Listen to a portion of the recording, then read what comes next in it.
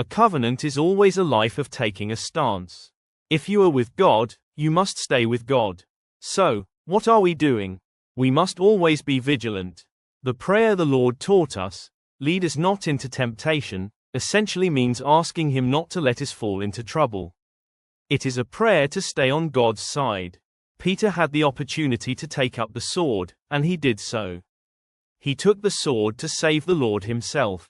But the Lord said, "You do not need to save me by taking up the sword." That is what happened. So, he put the sword back in its sheath and stepped aside.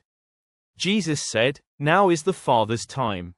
He explained that saving him in that way at that moment was of no use because it was a time of suffering. So, what does Jesus pray? "Father, glorify your Son." That is the focus. There are specific approaches to all of this. The gospel provides a powerful approach. We must continue in holiness while simultaneously overcoming temptations. At the same time, we must involve God as a partner in the trials and challenges that come against us. This is a very strategic way of living. A strategic life. It is the life that Jesus lived to the end.